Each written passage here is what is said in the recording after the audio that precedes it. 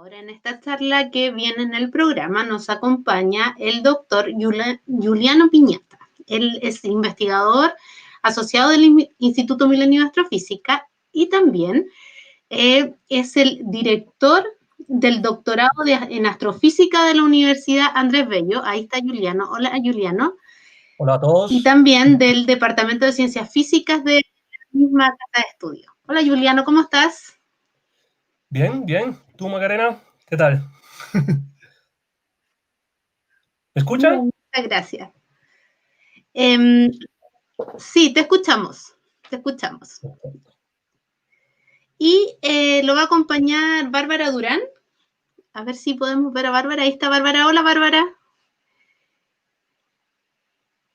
Ella es la directora de Marketing y Comunicaciones de la Universidad Andrés Bello, que nos va a ayudar en esta oportunidad para poder transmitir a Juliano sus preguntas, las que nos dejen a través de Facebook y a través del YouTube oficial del Día del Asteroide. Y les voy a contar un poquito, antes de darle la palabra a Bárbara y a Juliano, que él nos va a dictar la charla Asteroides y cometas, cuerpos no tan menores del Sistema Solar, en el que nos va a contar acerca de la importante información que esconden estos cuerpos del Sistema Solar, una información que es muy valiosa y también va a abordar el rol que tuvieron los cometas y los asteroides en la formación de la vida en la Tierra y la amenaza que también pueden significar, cosa que hemos estado hablando también durante todo el día. Así que, Juliano, te dejo. También Bárbara, y les agradezco muchísimo también por haber aceptado la invitación de conectarse a esta transmisión maratónica que hemos tenido hoy para el Día del Asteroide, y eso, los dejo en esta transmisión. Muchas gracias. Maca. Juliano, todo tuyo. Ok. ¿Puedo empezar entonces? Ok. Bueno, buenas tardes a todos. Así que hoy día seguimos justamente con este maratón, donde le voy a contar un poquito sobre aquí el origen de los cuerpos menores del Sistema Solar, que al final, como vamos a ver, como dice el título, no son, o sea, se llama así cuerpos menores por su tamaño, si uno lo compara con los planetas, pero al final cumple un rol muy importante en la formación del Sistema Solar y nos provee informaciones muy valiosas sobre su origen. De hecho, a veces se denominan como fósiles, entre comillas, vivientes del Sistema Solar. Después vamos a ver un poquito dónde se sitúan los asteroides para colocarlo un poquito en su posición en el Sistema Solar. Después vamos a ver, bueno, hubo varias charlas sobre eso, sobre el ejemplo de impactos y también vamos a ver cómo se puede prevenir estos impactos, qué tipo de estrategia podemos poner en marcha para poder prevenir los impactos. Y luego, para no terminar justamente siempre con los asteroides como los malos de la película, vamos a ver una pequeña parte sobre los asteroides y cometas como portadores de vida. Al final no solo son una amenaza, sino también han cubierto al inicio del Sistema Solar un rol importante en la formación de la vida de la Tierra, según varios estudios. Entonces empezamos cómo se formaron los asteroides, bueno, y en general los cuerpos menores del Sistema Solar. Como vamos a ver, la definición entre asteroide y cometa es bastante digamos, no tan bien definida, no tan clara. Los cometas pueden ser asteroides dependiendo si son de su distancia del Sol y si tienen una cola o no, digamos. Después vamos a ahondar un poquito más en eso.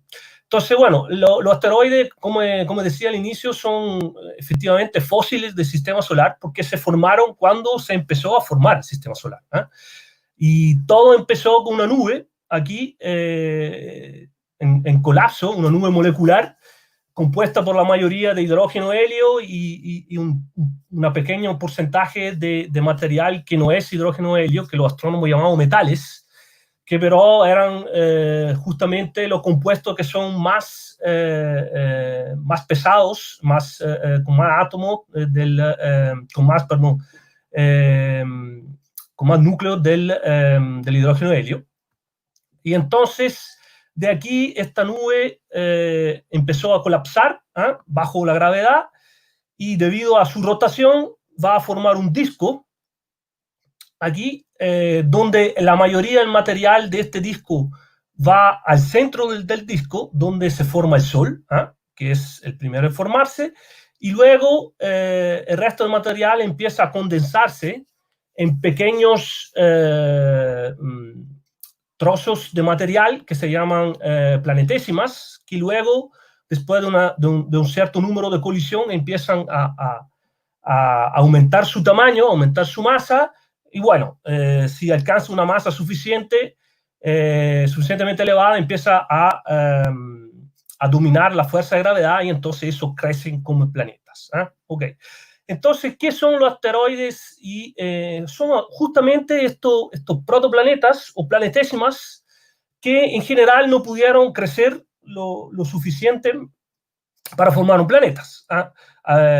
Inicialmente, en la historia del sistema solar había muchísimos de estos planetésimas, que luego, bueno, muchos de ellos fueron, prácticamente cayeron y formaron los planetas mayores que conocemos, mientras que algunos de ellos, para distintos motivos, no pudieron justamente agregarse, o derechamente fueron fragmentados en pedazos de menor tamaño, y entonces esos son lo que ahora vemos como asteroides y cometas también, o cuerpos menores del sistema solar. Entonces aquí hay una visión un poquito más, digamos, artística, bonita, de cuál era el sistema solar original, y justamente esta roca aquí, eso claramente es una imagen pictórica, pero esos son las rocas para que se entienda que son los planetésimas. Son esta especie de rocas que se parecen mucho a los asteroides que vemos ahora. O sea, a continuación de la charla vamos a ver imágenes reales de asteroides tomadas con las sondas espaciales, y eso nos va a proveer que efectivamente al inicio del sistema solar todo el material era bajo esta forma, de planetésimas. ¿Okay? Ahora, ¿cuál es la gran... ahora, ¿por qué sabemos que todo estaba en un disco? Y eso es un concepto importante que después vamos a ver durante la charla, es que justamente ahora todos los planetas de mayor tamaño, o sea, los planetas que tenemos en el sistema solar, están en un plano en un disco muy delgado, que coincide más o menos con el plano de órbita de la Tierra, que se llama eclíptica. Entonces, eso nos da información que efectivamente este material estaba en este disco. Ahora, el único que, bueno, en este minuto, cuando se hizo este dibujo, Plutón todavía estaba derubricado como un planeta. Ahora sabemos que ya no es un planeta enano, y vamos a ver que efectivamente ese planeta enano es parte de uno de los cinturones de asteroides que se llama el cinturón de Kuiper. Entonces, digamos, Plutón al final, en este minuto, es uno de los asteroides que compone el cinturón de Kuiper, y como se ve, efectivamente tiene una inclinación con respecto a la órbita de todos los otros planetas, que es bastante mayor. Ok. Entonces, bueno, ahora vamos a ver un último concepto que nos va a ayudar a entender por qué algunos asteroides tienen una cierta composición y otros asteroides tienen otra, y es efectivamente todo se origina otra vez por el material de la nube molecular inicial, de donde se formó todo el sistema solar, Sol incluido. Entonces, debido a los fotones que emite el Sol, a la energía térmica que emite el Sol, la radiación, digamos, que se puede transformar también en energía térmica, hay una cierta distancia del Sol, que el material se encuentra condensado, o sea, la temperatura es lo suficientemente baja porque los compuestos, especialmente los compuestos del hidrógeno, que como decía al inicio de la charla, compone el 70% de este material de donde se formó el sistema solar, se pueden condensar en material sólido, prácticamente en hielo, y entonces De ahí en adelante, justamente había mucho más material para formar los asteroides que ahora son, digamos, compuestos de hielo, mientras que más adentro la temperatura era demasiado elevada para que estos compuestos del hidrógeno, estos gases básicamente, se pudiera condensar, y entonces solo, digamos, los polvos sí se podía condensar a formar asteroides y no, más que todo planetésimas de una composición que es cercana a la composición de los planetas rocosos, y esa es la misma razón por la cual adentro de la línea de hielo se formaron, adentro significa más cerca del Sol, o sea, de la línea de hielo se formaron los planetas rocosos, mientras afuera, o sea, más lejos de la línea de hielo, afuera se formaron los planetas gigantes. Pero esa es otra historia que se podrá contar en otras charlas, porque eso es otra. Pero la idea entonces es que si ustedes ven acá la composición, los asteroides del cinturón principal se encuentran aquí más o menos, entre la órbita de Marte y Júpiter. Y justamente la composición de dichos asteroides es de silicatos carbonáceos, o sea, compuesto de carbono, de silicio y, bueno, y metales también, como el fierro, por ejemplo. Mientras que aquí, donde se encuentra los asteroides del cinturón de Kuiper, son compuestos por la mayoría de hielos y de varios tipos de hielos, o sea, hielo de metano, hielo de amoníacos, hielo de CO2, todos estos tipos de hielos, o sea, de gases congelados, justamente porque la temperatura aquí es lo suficientemente baja porque estos gases se encuentran en forma sólidas, en estado sólido. Ok, entonces eso es un concepto importante, la línea de nieve, y vamos a ver ahora por qué estos asteroides estos planetésimas, a veces se quedaron como planetésimas o hasta reducieron su tamaño, digamos, entonces se quedaron y son los asteroides que vemos ahora, y por qué no crecieron como los planetas.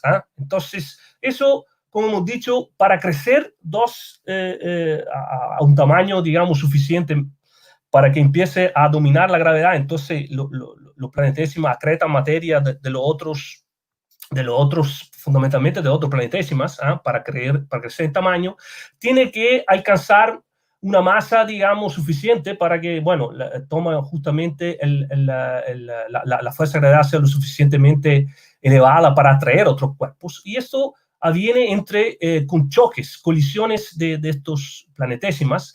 Ahora, como se ve acá, es una típica colisión entre dos planetésimas. Ahora, esa colisión puede tener dos resultados. Uno, que después de la colisión, el asteroide, como en este caso, o sea, el cuerpo que resulta de la colisión, queda agregado, los escombros, o sea, después de la colisión se juntan otra vez a formar un cuerpo más grande, de masa mayor, o si la velocidad de colisión es demasiado elevada, lo que hace es que prácticamente los fragmentos se alejan demasiado de los cuerpos que han chocado, y entonces hay un fenómeno de fragmentación. O sea, los escombros que se generan prácticamente no se pueden agregar en un cuerpo más grande y quedan así prácticamente generando cuerpos que son más chicos de lo que chocaron, básicamente. ¿Okay? Y eso es un fenómeno de fragmentación. Y lo que define estos dos tipos de colisiones, digamos, una en donde el cuerpo, prácticamente el cuerpo resultante de la colisión es un cuerpo de masa mayor, porque se pueden agregar todos los pedazos. Con respecto al segundo tipo de resultado, que es cuando el cuerpo prácticamente queda despedazado en pedacitos más chicos de los dos cuerpos que chocaron, es la velocidad. Si la velocidad es baja, quedan juntos y crecen, digamos, en masa, mientras que si la velocidad es demasiado elevada, se fragmentan en pedazos más chicos. ¿Okay? Y eso es los dos tipos de colisión que podemos ver. Entonces, en el caso de los asteroides del cinturón principal, ocurrió justamente eso, que las velocidades de colisión a un cierto momento fueron demasiado elevadas y entonces estos asteroides no pudieron crecer a formar un planeta, que sería ahora entre prácticamente Marte y Júpiter, y se quedaron así en pequeños fragmentos como lo que vemos ahora. ¿Okay? Entonces ahora vamos a ver justamente un repaso rápido de dónde están los principales cinturones o discos de asteroides. Ahora, el cinturón principal, que lo conocemos mejor de todo, eso se encuentra entre la órbita de Marte y Júpiter, eso todo el mundo lo ha escuchado. El cinturón de Kuiper, que es prácticamente más allá de la órbita de Neptuno, donde se han descubierto la mayoría de estos objetos transneptunianos, que se llama así, o sea, todos estos cuerpos menores que tienen una órbita afuera de la órbita de Neptuno, o sea, por lo menos por un cierto momento. Después aquí hay otros discos que son, o sea, zonas donde están concentrados asteroides que son un poquito menos conocidos. Es el disco disperso, que está, ahora aquí he puesto también la distancia con respecto al Sol. El cinturón principal es entre 2 y 4 unidades astronómicas, que significa una unidad astronómica es la distancia entre la Tierra y el Sol. Entonces eso me define que prácticamente el cinturón principal se encuentra entre 2 y 4 veces la distancia del Sol, de la Tierra del Sol. El cinturón de Kuiper son 30 a 50 unidades astronómicas. El disco disperso, que es, como dice así, es un disco donde hay pocos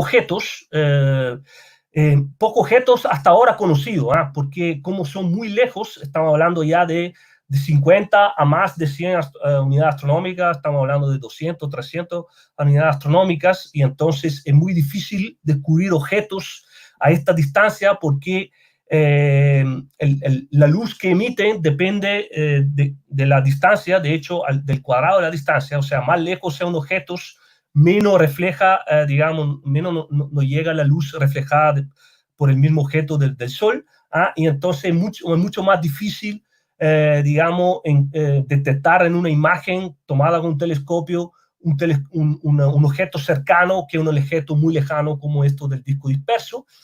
Después hay otras dos concentraciones que son más bien, digamos, entre comillas, teóricas, que sabemos que dónde podrían llegar la mayoría de los cometas que conocemos, que son la nube de Hill y la nube de Oort, que es la más externa en el sistema solar, y ahí estamos hablando de 20.000, 50.000 unidades astronómicas.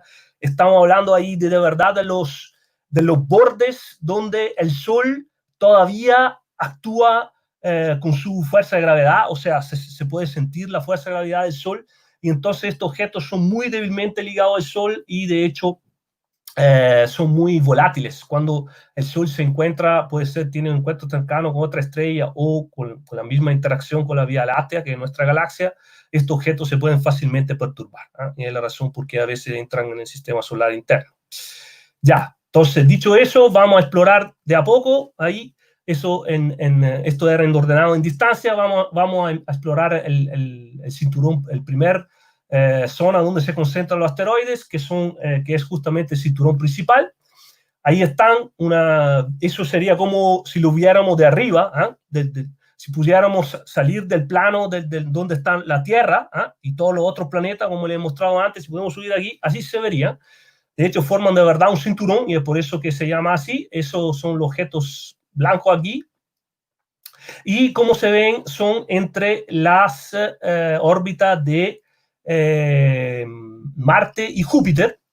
Y justamente esos son el resultado de planetésimas que no pudieron agregarse a formar este famoso planetas que sería entre justamente Marte y Júpiter.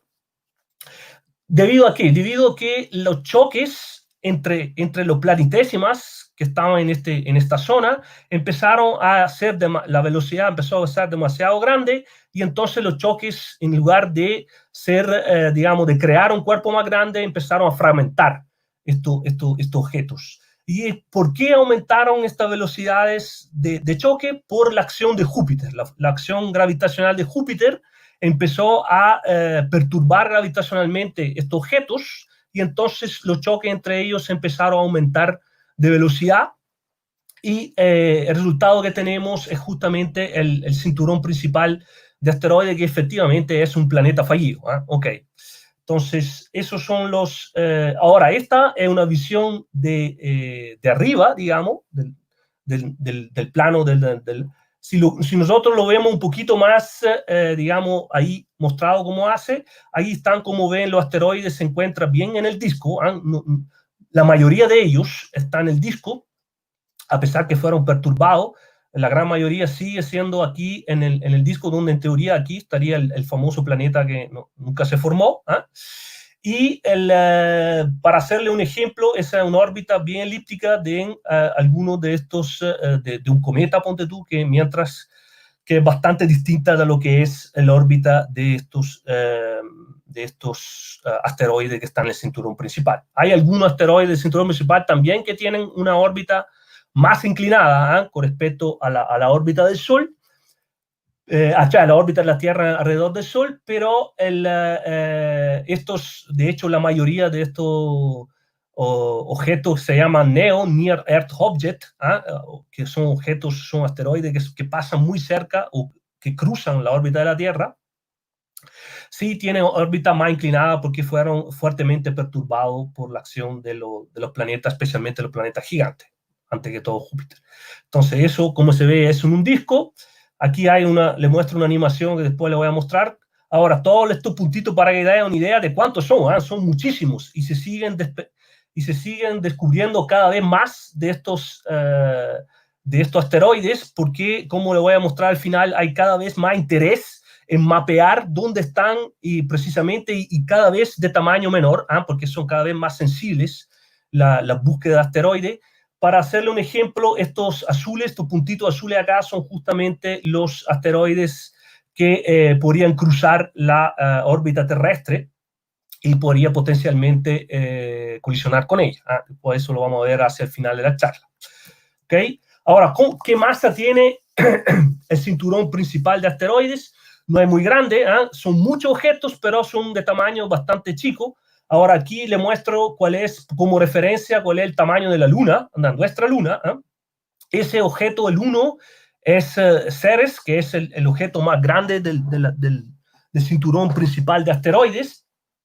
El segundo aquí es... sorry. Y como ve, es el único, bueno, aquí se ve como círculos, pero es el único que tiene forma circular. De hecho, Ceres es un planeta enano, pero como se ve normalmente, son bastante más chicos que la Luna. De hecho, actualmente se calcula que en total, la masa total del cinturón de asteroides es solo el 4% de la masa de la Luna. O sea, una cantidad bastante, una masa bastante pequeña, a pesar que son millones de fragmentos. Ahora, la composición, como les decía al inicio de la charla, son compuestos de carbono. De hecho, estos tipos de asteroides lo llaman de tipo C, o compuestos de silicio, y lo llaman de tipo S, se le denomina de tipo S, o de metales, que la mayoría son compuestos del fierro, que son de tipo M, o del níquel. Y esa es la composición.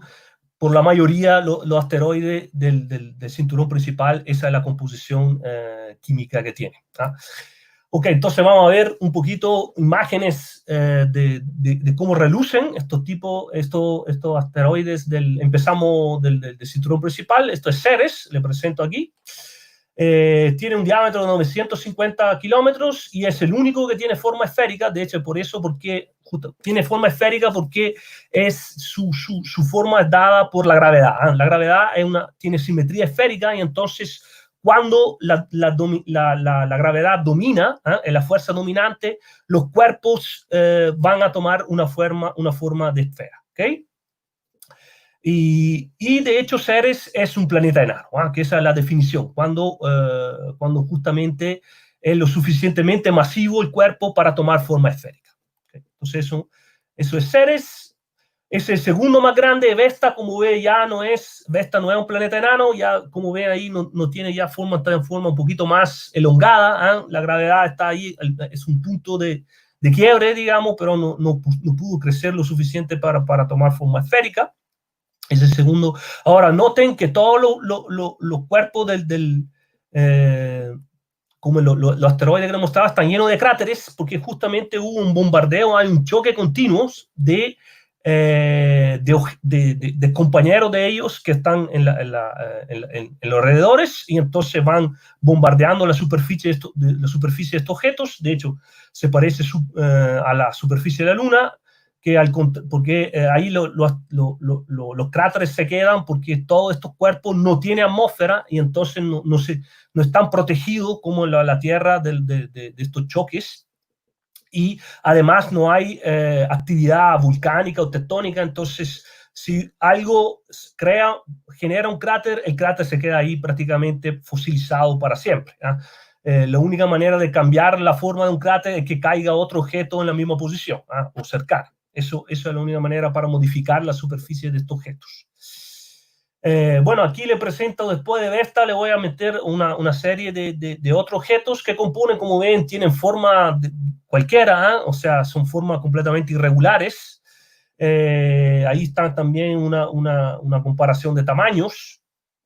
Ahí estamos hablando, por ejemplo, Ida tiene un tamaño, parece una papa, básicamente, ¿eh?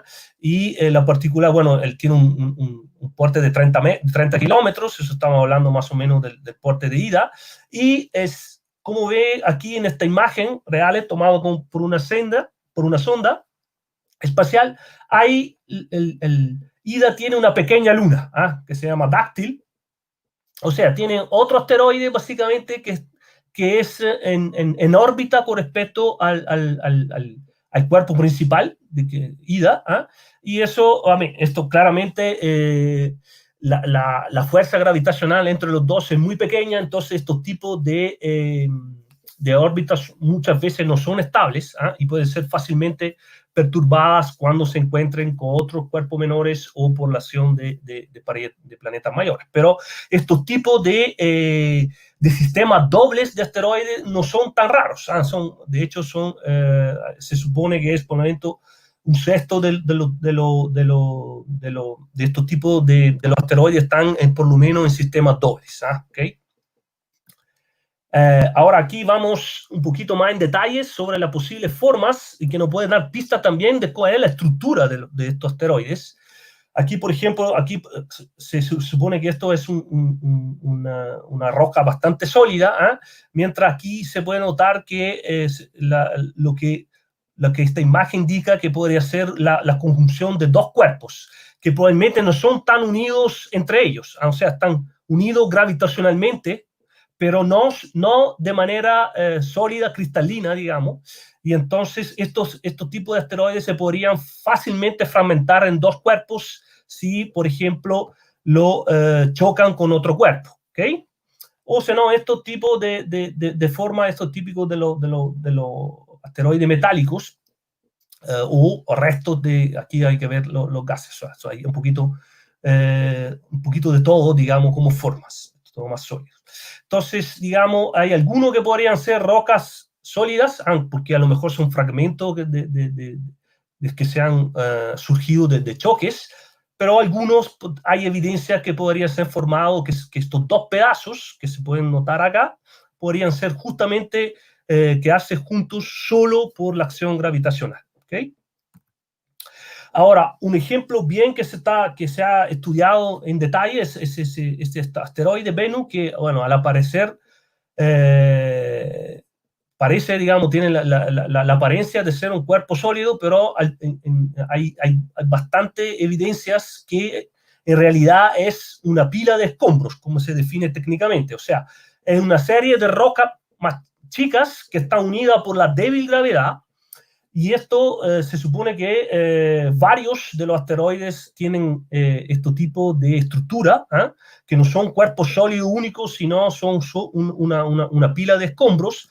Ahora, estos tipos de de composición, de estructura del asteroide podría ser un desafío cuando nosotros vamos a intentar, por ejemplo, desviarlo.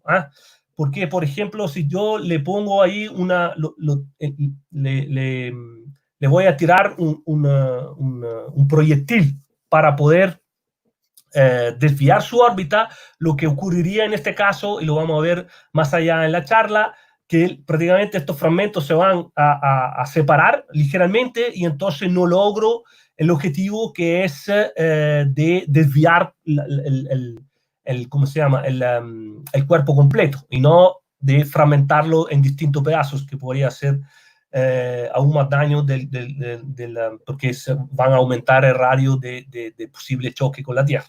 ¿Okay? Entonces, eso es otra cosa importante que tomar en cuenta cuando uno estudia la manera de desviar posibles colisiones de estos asteroides con la Tierra. Ahora, la mayoría, o sea, de los asteroides que podrían justamente chocar con la Tierra vienen justamente del cinturón principal y muchos de ellos podrían tener efectivamente este tipo de estructura. ¿Okay? Ya, ahora vamos por el cinturón de Kuiper. Ahí, como se ve, también el cinturón de Kuiper es bastante, se distribuye el cuerpo, no tiene inclinaciones muy grandes, claramente un poquito mayor de los planetas, porque siendo la masa no muy grande es fácil perturbar su órbita, pero todavía está en una especie de plano. ¿Okay? Y aquí uno de los justamente el Plutón es parte del cinturón de Kuiper. Aquí, como les decía, la composición de los asteroides es más bien de hielos, o sea, de material condensado de compuestos del hidrógeno, que podría ser el metano, el amonio, el CO2, todos estos tipos de hielos, hielo de agua también, o sea, esos son todo compuesto del hidrógeno, entonces de material muy abundante en el universo, y y claramente también polvo como lo que están prácticamente en el cinturón principal, pero la composición está dominada por estos tipos de hielos. Aquí la masa es un poquito mayor que en el cinturón de asteroides, del cinturón principal de asteroides que acabamos de ver, y es más o menos, se supone, el 10% de la Tierra. Aquí ahora se están descubriendo muchísimo más asteroides. Antes eran, digamos, se empezaron a descubrir estos objetos en los 90. No hay mucho tiempo que se empezaron a descubrir de manera sistemática estos tipos de objetos. Entonces, pero ahora ya tenemos una composición, ya empezamos a tener una buena estadística. Entonces, podemos ya empezar a hacer estudios importantes sobre el cinturón de Kuiper. Ahora, el cinturón de Kuiper es uno de los orígenes de los cometas.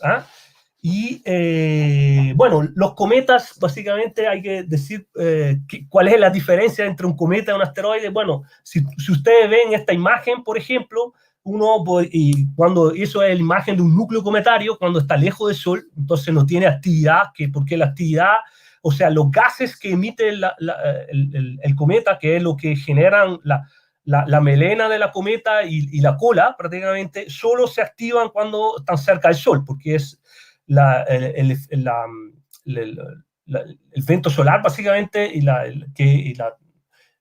que estimula la eyección de gases por parte de los asteroides, de los núcleos cometarios. Entonces, prácticamente, cuando el asteroide está lejos cuando el núcleo de la cometa está lejos del Sol, tiene la pinta, es imposible distinguirlo de un asteroide. De hecho, algunos de los asteroides muchos de ellos son núcleos cometarios. Entonces, solo cuando recibe el nombre de asteroide, cuando prácticamente cuando se descubren y tienen la pinta de estrellas, son objetos puntuales. De hecho, asteroide en griego es que tiene pinta de estrella, básicamente en griego, ese es el origen de la palabra, mientras los cometas se llaman nombre de cometas cuando se descubren, prácticamente ya tienen una cola, o sea, es visible que no son objetos puntuales. Es una definición, digamos, solo observacional, que depende de la posición que tenga, porque en alguna... entonces, la diferencia física, digamos, entre asteroide y cometa es más bien, digamos, incide la composición, porque claramente un cometa tiene que haber gases para poder emitirlo cuando está cerca del Sol, y en este caso, por ejemplo, los asteroides metálicos nunca podrán hacerlo, pero digamos como morfología, cuando están lejos del Sol, no tienen una forma que es distinta de lo que podría ser un asteroide, por ejemplo, del cinturón de Kuiper. Entonces, uno de los orígenes, especialmente de las cometas de corto periodo, que corto periodo se dice cuando tiene un periodo menor de 200 años, de los cometas, son justamente el cinturón de Kuiper, y aquí, como le digo, los cometas son compuestos como les decía, agua, metano, CO2, y se activan justamente solo cuando están en cercanía del Sol, que le muestra esta figura acá, y desarrollan su cola, que es siempre opuesta, por supuesto, a donde sopla el viento del Sol. Es un ejemplo, es la cometa 67P, ¿ok? Y esa fue tomada por la sonda Rosetta y nos permitió estudiar en gran detalle cuál es la forma del núcleo planetario. Y bueno, ¿cómo sabemos que al final se activa en cercanía del Sol? Ese es otro ejemplo. De aquí empiezan a salir los gases, básicamente, que son los que generan la melena y la cola del cometa. Y como se activan cuando el cometa se acerca al Sol. Aquí está un ejemplo justamente de cómo están distribuidas la órbita, el plano orbital de estos objetos que forman parte del cinturón de Kuiper. Como ven, al contrario de los planetas que están todos acá, y también los asteroides del cinturón principal, estos tienen órbitas un poquito más inclinadas. Bueno, olvídense de Eris, que hasta es miembro del disco difuso, ¿ok? Pero esto es más o menos para tener una idea de cómo están distribuidas. Como ven, tiene inclinaciones un poquito mayores con respecto a lo que es la inclinación de donde están la mayoría de los planetas. Aquí le presento una serie para que tengan una idea del tamaño de estos objetos. Bueno, Plutón, como le decía, es uno de los miembros de estos transneptunianos, que en general se le dicen transneptunianos a todos los cuerpos que son más allá, o que por lo menos por una parte considerable de su órbita están más allá de la órbita de Neptuno. Y ahí entonces pertenecen algunos de estos pertenecen al disco al cinturón de Kuiper, pero algunos están en el disco difuso, y también que hemos visto que esos son estos nuevos, digamos, posibles concentraciones de objetos de cuerpos menores del sistema solar. Entonces, como ve aquí, le da una idea, son más o menos ahora, la Luna tiene un tamaño de 3.500 kilómetros, y esos son, digamos, un poquito más chicos que la Luna. Hasta ahora no se ha descubierto cuerpos mayores de la Luna, y probablemente ya hemos descubierto los más masivos, porque son los más grandes, por lo menos los más grandes, porque son más fáciles de detectar, digamos, en las imágenes, porque son más brillantes, fundamentalmente. De hecho, ahora vamos a hablar del disco disperso, que es digamos, una parte recientemente, o sea, que fue hipotizada teóricamente. En teoría, el disco disperso se ha generado por perturbaciones gravitacionales del cinturón de Kuiper. Entonces, cuando uno perturba la órbita de un objeto, lo que se le cambia normalmente es más que todo la excentricidad, o sea, qué tan redonda es la órbita.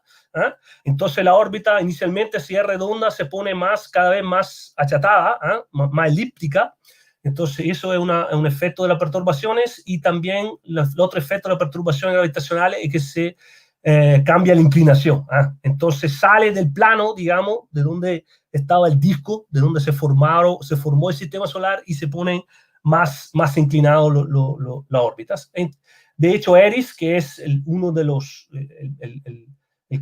componentes, el primero que se descubrió, que en teoría pertenece a este disco disperso, efectivamente, como ven, tiene una inclinación de 50 grados. Aquí está la inclinación de la órbita, y aquí está la distancia. Ahora, como para dar una idea, aquí Eris estamos hablando que en promedio es unas 70 unidades astronómicas. lo que significa que básicamente en promedio su semieje mayor es 70 veces la distancia que hay entre el Sol y la Tierra, ¿ok? Entonces, eso se supone que todos estos objetos del disco disperso se generaron desde aquí, donde están el cinturón de Kuiper, que como hemos dicho es más o menos entre 30 y 50 unidades astronómicas que están los cuerpos. Entonces, por perturbaciones, digamos, estos cuerpos del cinturón de Kuiper migraron a órbitas más elongadas, más elípticas y también más inclinadas, ¿ok? Y también estos discos dispersos se supone que también el origen de muchas, junto al cinturón de Kuiper, de estos cometas de corto periodo y también de los cometas de tipo Halley. Bueno, hay otros, esto es una imagen real de Eris para que vean cómo se ve. Esa se fue tomada con el telescopio espacial, y eso, Eris también tiene una luna pequeña, se llama Dysnomia, y tiene más o menos esa la que se pudo reconstruir. Estas son imágenes reales tomadas con el telescopio espacial. Bueno, esa es más que todo una visión artística, y aquí está el Sol, está muy lejos. Como les decía, en el perihelio, que es cuando se dice perihelio, cuando un cuerpo está en su órbita, el punto más cercano al Sol, se llama perihelio, mientras afelio es en donde se encuentra en su órbita en el punto más lejano del Sol. Entonces, Eris tiene un perihelio de 38 unidades astronómicas, esto más o menos más allá de la órbita de Neptuno, y el afelio es de 97 unidades astronómicas. Okay, aquí ahora les muestro más o menos en esta animación, para que tengan una idea de qué tan grande es. Eso aquí es el sistema solar. Estos son los y aquí está la órbita de Eris. Es muy elongada y se va mucho más lejos se aleja muchísimo del Sol. ¿Okay? Bueno, vamos terminando esta parte de donde están ubicados los asteroides con la nube de Hill. Aquí está, esta es el origen que se supone de la mayoría de los cometas, digamos, no periódicos, o sea que prácticamente al Sol pasa una sola vez, por lo menos por el Sol, por lo menos se ha visto una sola vez, porque tienen órbitas tan grandes que se tardan miles o centenares de miles o a veces millones de años a volver cerca del Sol. Por eso no son y además como son en su órbita hace una trayectoria muy grande, entonces muy fácilmente que sean perturbadas, entonces ya a veces no pueden volver al mismo periodo, entonces no se puede hablar de una órbita cerrada, efectivamente. Y eso, pero son uno de los cometas más bonitas. Aquí les muestro algunos, la Hyakutake, por ejemplo, que pasó en el 1996, la McGowan en 2007. Estas son las clásicas colas que se ven, una de gas y una de polvo. Ya, esto es Sedna, el último ejemplo de este disco difuso. Eso también es una imagen no es muy glamurosa. Y como se ve la órbita, aquí está el sistema solar, básicamente, donde están los planetas. Y aquí es su órbita. Es sumamente grande, entonces le da una idea del tamaño de esta. Finalmente la nube de Oort, que esa es más que todo una cosa teórica. Entonces la nube de Oort justamente es algo más redondo. Antes estábamos hablando de discos o de donas, mientras aquí estamos hablando de algo bastante redondo alrededor del Sol, muy lejos, estamos hablando hasta de 50.000 unidades astronómicas. De hecho, le decía, y eso también el origen de los cometas de no periódicas, o sea, de largo periodo, como se dice. Por ejemplo, este cometa, el 2017 K2, como se ve, la órbita es completamente ortogonal. Si es el disco del sistema solar, esa es completamente ortogonal a eso. O sea, para darle una imagen, justamente viene de algo que es completamente esférico en su distribución de cuerpos. Bueno, ahí para tener una idea, aquí está básicamente la nube de Oort y aquí está la estrella más cercana. Esa es una escala logarítmica, significa que va de 10 en 10. Esa es similar a la escala que se miden los temblores, aquí los terremotos en Chile, así uno sabe muy bien de qué estamos hablando, es bastante común, entonces eso no va uno en una escalabilidad que va 1, 2, 3, esa se mueve de 10 en 10, entonces eso significa que es mucho más lejana. Bueno, es el origen de varios de los cometas. El más famoso es el cometa de Halley, que ahora está en periódico, pero como origen se supone que venía justamente originalmente de la nube de Oort. Y después fue atrapado en una órbita más chica, más circular alrededor del Sol, más cerca del Sol, pero todavía es bastante elíptica. Y aquí otra vez nos desvela cuál es en realidad el origen de la cola de los planetas, de los cometas, porque cuando uno se acerca ahí se ve de dónde salen los gases, que son el origen de la melena y la coma, decíamos, en términos técnicos se llama coma, de los cometas, por eso el nombre cometa y el de la cola. ¿Okay? Bueno, ahora vamos a pasar a los posibles cuerpos que podrían chocar con el sistema solar. Estamos finalizando la charla. Aquí estamos, eso se llama NEO, Near Earth Object, a veces se llama NEA, Near Earth Asteroid, o sea, significa que son asteroides que pasan muy cercano a la Tierra o que cruzan su órbita, entonces podrían generar posibles colisiones con la Tierra. Aquí estas colisiones no son tan raras, aquí hay un ejemplo de todos estos puntitos rojos, son donde se encontraron cráteres de objetos que cayeron justamente en la Tierra. Ahora ha habido muchísimo más impactos, pero como, bueno, se dijo en varias charlas anteriores, y el problema es que en la Tierra, como hay agentes, hay lluvia, hay movimiento de placas, hay erupciones de volcanes y todo, entonces se borra prácticamente la huella de esta caída en la Tierra. Entonces seguramente hay mucho más que esos que cayeron. El más famoso de estos impactos es justamente lo que ocurrió que impactó el Yucatán, 65 millones de años atrás. Se supone que fue lo que aniquiló la vida, o sea, causó la extinción de los dinosaurios. Entonces este más o menos tenía unos 10 kilómetros de diámetros y prácticamente generó un cataclismo total en toda la Tierra. Pero hubo varios más, que sabemos. Por ejemplo, estos son dos ejemplos de cráteres que más o menos corresponden a impactos de hace 50.000 años atrás. Tiene más o menos 1.200 metros de diámetros, y la energía liberada fue de 2.000 a 5.000 veces de la bomba nuclear que se tiró en Hiroshima, para darle una idea del poder destructivo de estos tipos de energía que liberan estos tipos de colisiones. Eso es muy importante tomar en cuenta. Ahora, son raras, pero tiene un impacto muy fuerte en la vida también local y a veces globales, como en este caso. A veces fue una cosa global. Ahora, claramente, si uno de estos objetos cae en una ciudad, la destruye completamente, en una región. Bueno, el más cercano en tiempo histórico, digamos, fue, por ejemplo, de Tunguska, que en este caso el asteroide no llegó a la superficie de la Tierra, sino que explotó en la atmósfera, pero hubo un daño bastante importante. Aquí hay todo, por ejemplo, los árboles que estaban eso explotó en Rusia, en Siberia, básicamente, donde por suerte no había muchos, no había gente que vivía allá, entonces los daños, hubo muy poco, hubo daños, digamos, a la naturaleza más que a las cosas o a las personas. Pero esta vez también se calcula que en este caso la energía fue de más o menos de 2.000 veces la bomba que se arrojó la bomba nuclear que se arrojó en Hiroshima. Esa fue el área interesada aquí, bastante amplia. Y lo más cercano, digamos, en tiempo fue bastante importante, fue esto de Chelyabinsk, que fue un bólido que se vio claramente en el cielo, y eso prácticamente se supone que tuvo una energía de unos 30 bombas atómicas.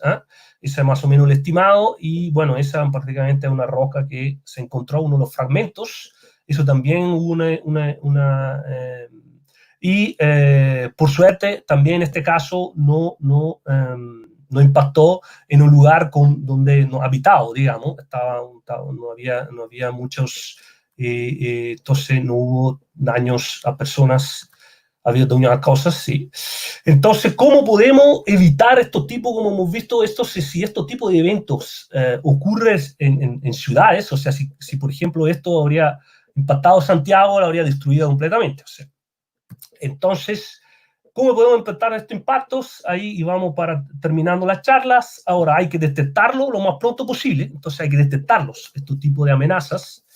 Hay que conocer la estructura del asteroide y empezar a experimentar estrategias para desviarlo. Estos son los 3 pilares para poder,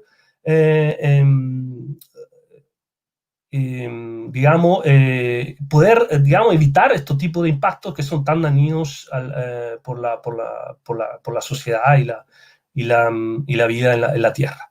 Ok, ¿cómo se detectan? Fundamentalmente se detecta así, de esta manera. Uno toma varias imágenes del mismo pedazo de cielos, y aquí, como se ve, las estrellas, que son estas que se quedan detenidas, que no cambia posición, son fijas, mientras que el asteroide, que está marcado por este círculo morado aquí, es lo que se mueve, y entonces ahí es la manera para detectarlo. Claramente uno necesita tener un campo del telescopio, una imagen lo más grande posible, o sea, necesita tomar una imagen de una región de cielo lo más grande posible para poder detectar estos tipos de objetos, porque podrían ser en cualquier lugar del cielo. Entonces, no es fácil, y además hay que tomar, estas son imágenes tomadas con 12 minutos de distancia, hay que tomar imagen bien seguida de manera de poder rastrear cuál es la trayectoria del asteroide.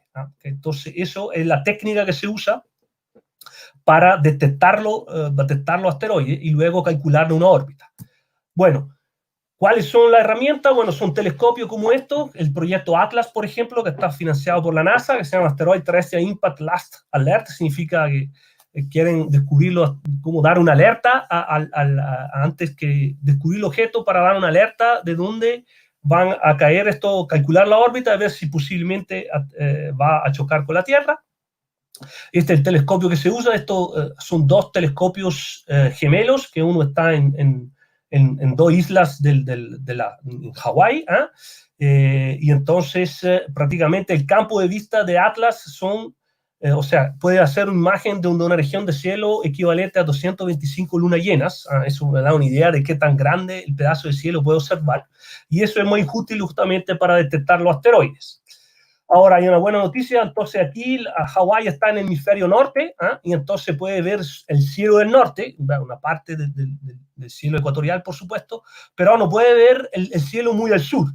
Entonces, para cubrir el cielo entero, ahora se van a construir un telescopio gemelo en Chile, en Sudáfrica, se van a poner.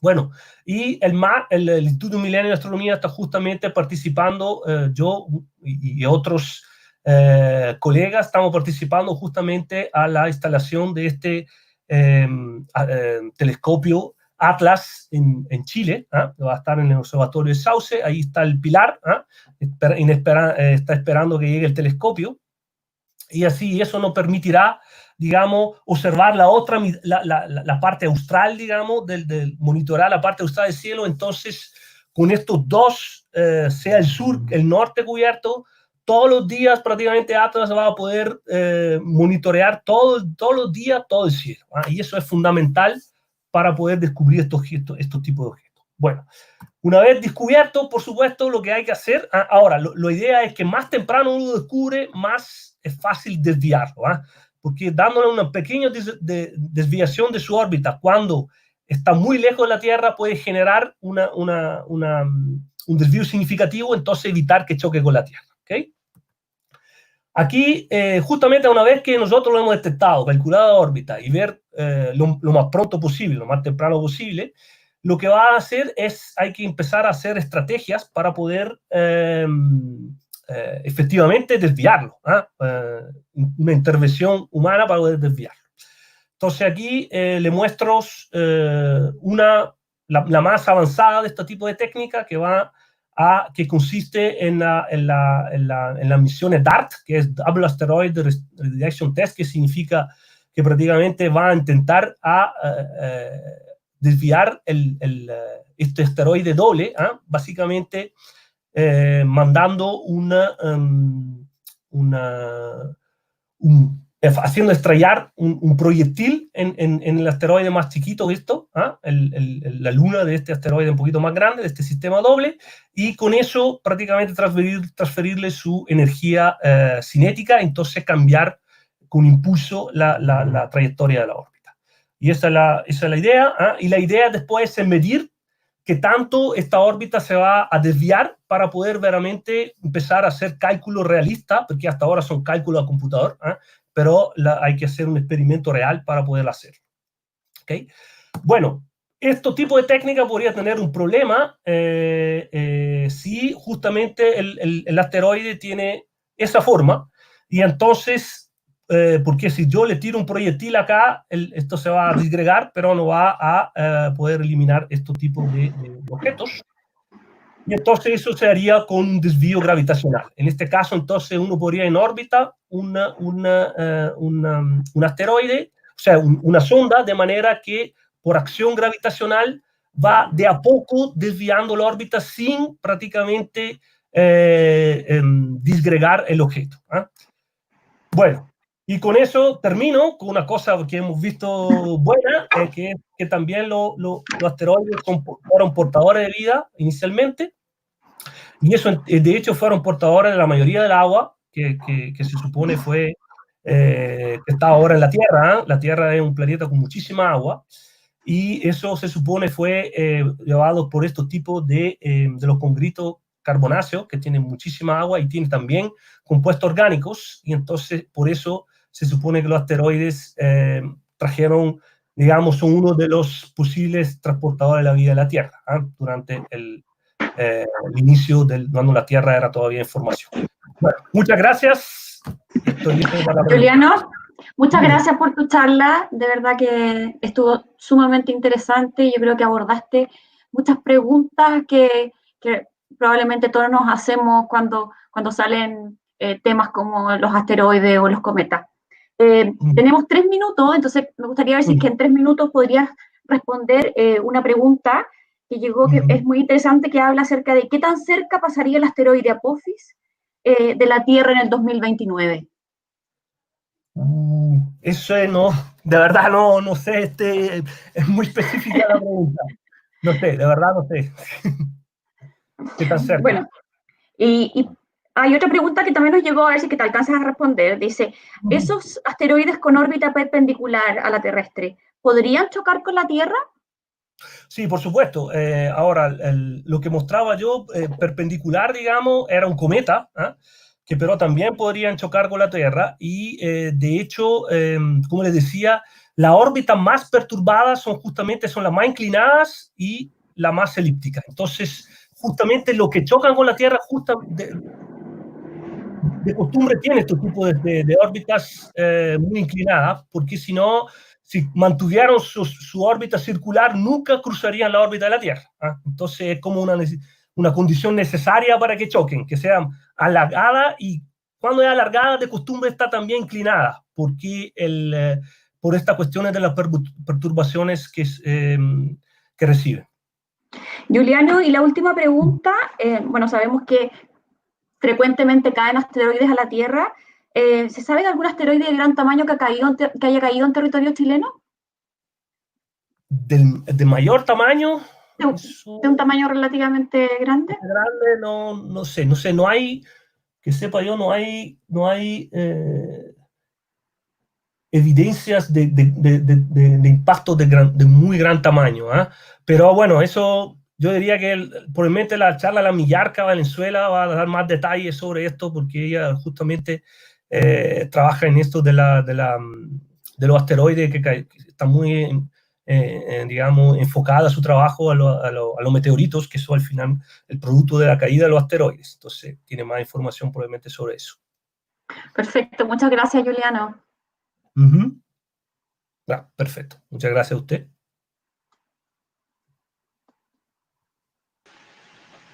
Bueno, queremos dar las gracias a Juliano y a Bárbara por esta charla que nos dejó tan claro el panorama de los asteroides. Juliano, te agradecemos muchísimo por esta charla.